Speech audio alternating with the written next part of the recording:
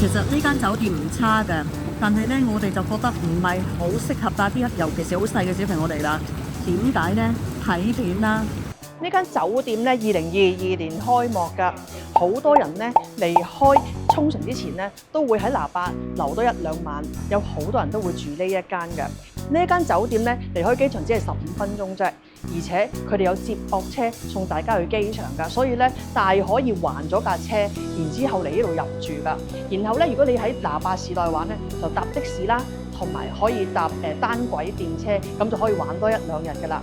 嗱，點解那霸市中心咁多酒店，我哋要介紹呢間呢？我哋為大家開箱啦。其實咧都冇乜話乜嘢 room tour 可言㗎啦，一眼就睇晒嘅。咁基本上咧，佢係細到如果你有好大件嘅行李咧，理論上唔可以幾件嘢一齊擺喺地下開晒，可能開完之後收翻咁樣。咁咧，我哋咧就示範咗俾大家睇。如果你咧帶2個大篋嚟咧，你一係咁樣開，一係咁樣開，你都係要咁樣攤喺地下嘅話咧，你條巷就係剩翻咁多咯。咁咧，大家就要咧好小心，半夜去廁所嗰陣時咧，就唔好棘到自己個篋。同埋真係要走火警嗰陣時，你真係剩翻呢條巷仔，因為咧呢度又擺唔到篋。但啲地方其實都唔係好等到篋㗎啦，咁所以基本上係你會喺呢條巷嗰度剩翻咁少位俾自己。有啲人咧以為咧房間細嘅酒店咧會俾你擺啲篋喺床下底，但係呢一間唔得嘅，佢嘅床下底咧係擺唔到嘢㗎，所以咧你係要攤出嚟嘅。如果大家有大篋咧，就要睇位做人啦，或者可能咧每一次用完閂篋就打翻直，咁你就可以條巷闊啲咯。同埋咧呢一度咧真係瞓㗎啫。因為間酒店房好細啦，所以咧佢設計到咧係用到盡㗎。大家如果想喺度做嘢咧，係可以趟呢個出嚟做嘢，但係你就要坐喺呢度，都係隔少少位都可能會有少少唔方便，但係都冇話唔得嘅嗰隻。麻雀雖小，五臟俱全啦。咁正常嘅電視啦、雪櫃啦、有水煲啦、有杯啦，咁呢啲都有嘅。咁咧，所有 amenity 咧都係喺嗰個 check in 嗰陣時，你自己攞埋上嚟嘅。喺間房裏邊係冇牙刷冇剩㗎。咁始終咧，因為酒店好新咧，2022年先開啦，咁所以而家現代人所需要嘅充電位 USB 插頭咧，佢已經係完備㗎啦。咁點解咧呢一間酒店會咁多人中意喺度住咧？就算間房咁細都好，係因為佢有2個泳池，而嗰2個泳池咧好靚，然後仲有溫泉可以浸。嗱，首先我哋帶大家睇下泳池係點嘅。大家認唔認得呢個場景啊？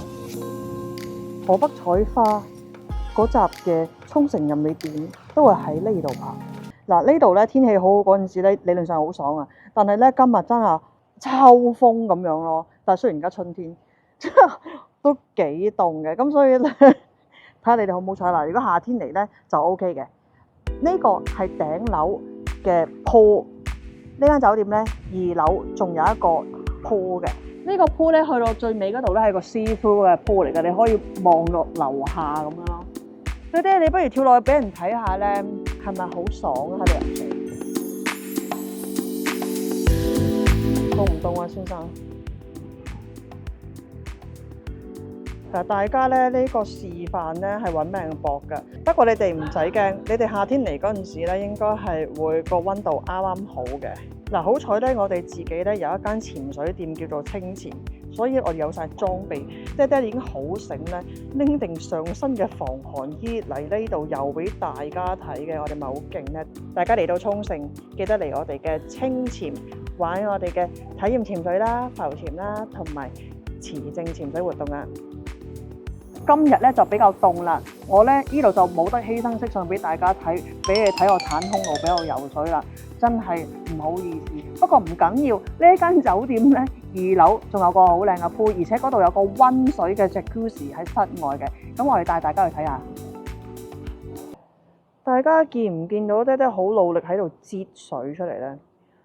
因為房間淨係得咁多人嘅毛巾，然後嚟到呢個 pool咧係冇毛巾㗎。你着咗要濕滴滴，如果想去2樓嘅話，你用呢條毛巾，我哋又唔知道2樓有冇毛巾攞嘅情況之下咧，爹哋唯有擠晒身上面嘅水出嚟。哇！如果唔係佢哋個 lift 都幾大鑊㗎喎。好彩呢一度有個真係熱水嘅 Jacuzzi，唔係淨係暖水，所以咧涼涼地嗰日咧都可以用呢度嘅設施㗎。但係因為實在太嘈啦，其他嘢咧我哋翻自己房先講啦，同埋費事整濕個咪啊嘛。去攞牛。呢間我哋嗌錢嗎？呢個用火燒嘅壽司咧，係佢開業好似2年慶祝活動先至有，唔係成日都會有㗎。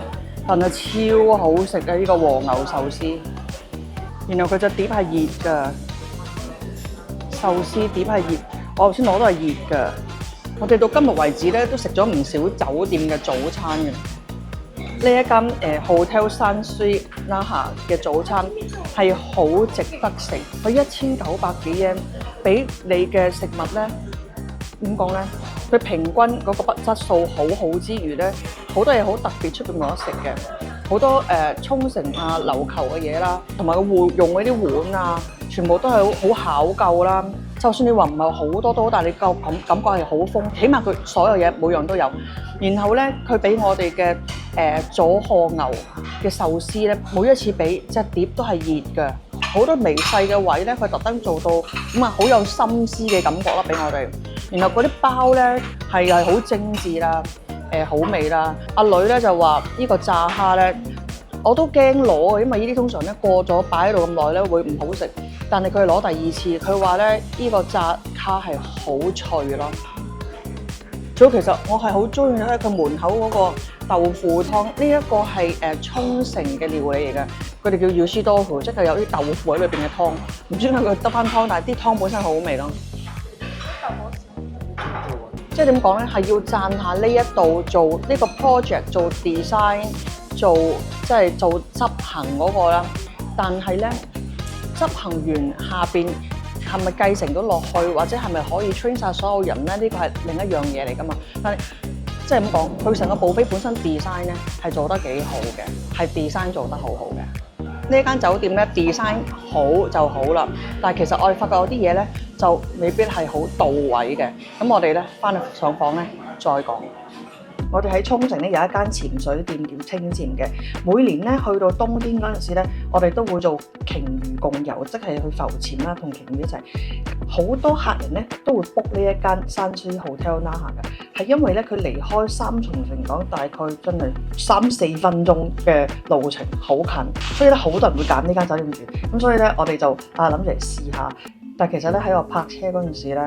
因為咧 hotel 嘅停車位唔俾我哋咁高身嘅車入機械式嗰個停車場，所以咧變咗我哋要喺附近兜去第二啲嘅出邊嘅停車場俾錢嗰啲停車場啦。一路揸車揾停車場嗰陣時咧，覺得喂，我哋 book 嗰間酒店係咪正經㗎？因為其實好似紅燈區嚟到呢度，好多無料案內所啊，咁就覺得喂係咪㗎咁樣，即係有少少驚嘅其實。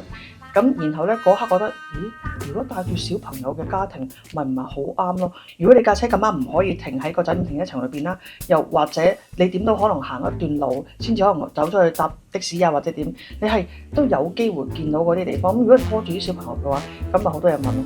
然之後我哋真係發現食早餐又好，我去浸溫泉又好，爹嗰邊浸溫泉又好啦，真係冇小朋友。幾乎冇小朋友存在，但係我見到咧喺泳池嗰度側邊會有啲小朋友嘅可以玩嗰啲吹氣嘅即係玩具，或者俾佢哋上去彈嗰啲嘢啦。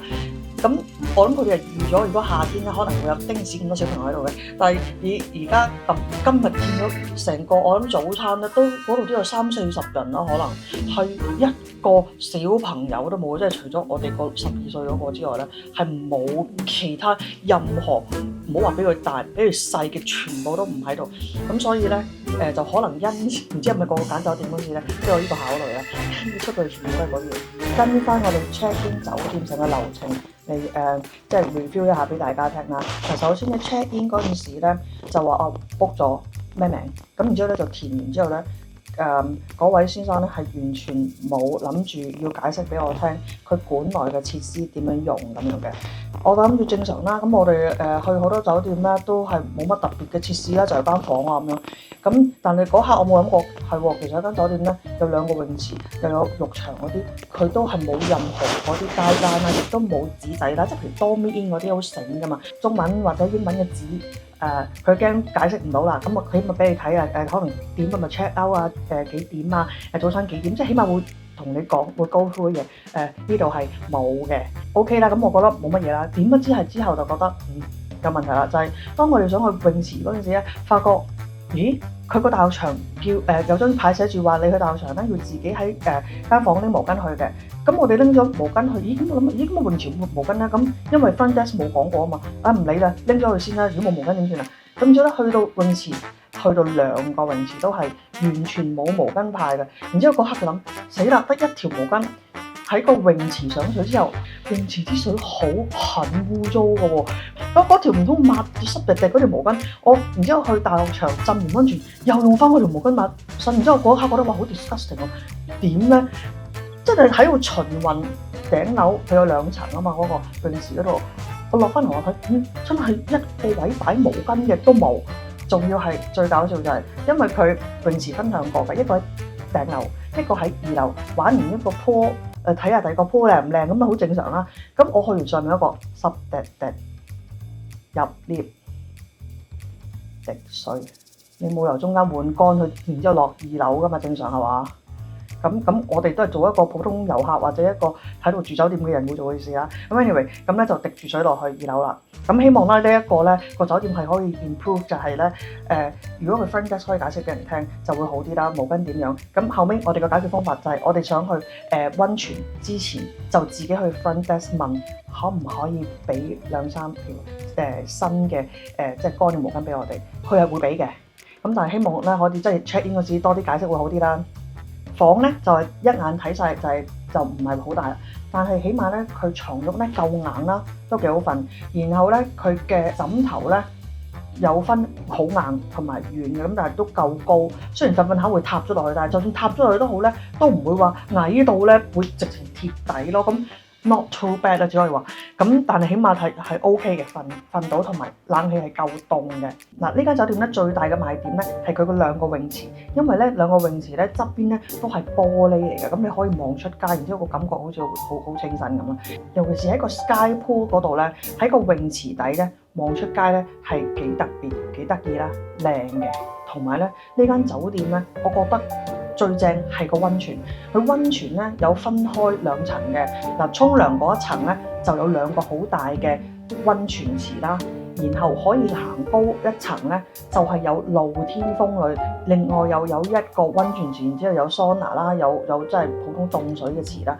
其實即係就算佢呢度係應該住好多人㗎，可以咁，因為佢有3大個溫泉池喺度咧，我覺得佢應該係夠位俾大家浸咯，同埋佢其實好多花灑位俾大家坐嚟洗，就唔似好多時好多得嗰幾個咁樣。佢我呢度琴日數我望落去有10幾個咯，係比較窄㗎啦。但係起碼你又可以坐低沖，唔使一路喺度排隊咯，裸體排隊最真其實。咁所以佢應該係搶到好多人，同埋最正咧，其實真係咧浸喺佢個露天風呂咧係舒服嘅。嗱，沖繩就唔會落雪嘅，但係咧，一落大雨啦，或者落毛雨嗰陣時啦，又或者其實咧去到冬天咧凍嗰陣時咧，喺沖繩浸露天風呂咧真係幾爽嘅其實。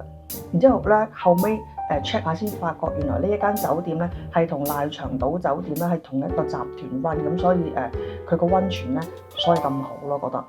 浸完溫泉出嚟之後咧，好多地方都會賣牛奶嘅。嗱，而家明治咧已經唔再出玻璃樽嘅牛奶，但係呢度沖繩嚟㗎嘛，咁呢度咧係有 EM 嘅牛奶，所以出到嚟咧200円可以買到咖啡牛奶或者咁嘅牛奶咧，我哋係覺得都幾抵嘅。佢個價錢唔會特登標貴，我覺得係 OK 嘅。所以咧浸完溫泉咧出嚟飲樽奶咧係好舒服㗎。其實呢一間酒店咧喺那霸市中心嚟講咧，佢真係唔算貴。尤其是佢有溫泉又有泳池呢一啲設施咧，真係唔貴，而且咧佢嘅早餐性價比係幾高嘅。另外就係咧呢度去到機場咧，只係大概15分鐘嘅車程，有酒店嘅接駁車免費送你去機場咁近呢個位置咧係好好嘅。如果你轉少少咧，可能係會塞車噶嘛。咁呢度咧因為喺個海皮，所以咧塞車機會又會低啲嘅。嗱，同埋咧呢度行過去波之上嗰個波上宮嘅神社咧係好近嘅，所以咧大家如果想去參拜啊，或者有啲人咧會去想買一啲手信啊，呢一個位置都好方便，你只需要行路過去就得㗎啦。只不過咧你係會經過紅燈區咯。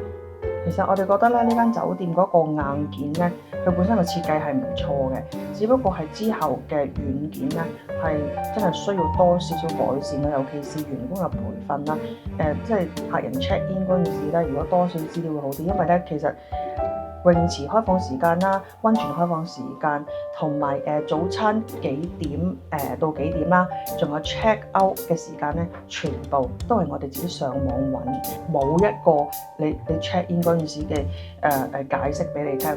咁所以咧呢一方面咧係真係需要啲改善。咁你嚟住咧先住得放心咯。尤其是毛巾嗰啲安排咧，其實真係好重要。你點樣安排都好，要解釋俾客人聽，我真係覺得。咁同埋咧講真，性價比呢個 location 有溫泉、有泳池、有好味嘅早餐，我哋覺得性價比都係高嘅。係如果再 improve 多少少，就梗係更加好咁啦。咁好啦，又到我哋賣廣告時間。如果大家想睇多啲沖繩嘅酒店開箱咧，記得訂閱我哋 Oki Family， 同埋記得幫襯我哋嘅清前呢間潛水店啊！如果唔係，大家唔會有咁多酒店開箱睇嘅。我哋嘅供應商，我哋嘅 sponsor 就係清前啦。而清前咧，淨係得一個地方可以預約，就係我哋清前嘅網站 bestdiveokinawa.com， 只此一家。拜拜。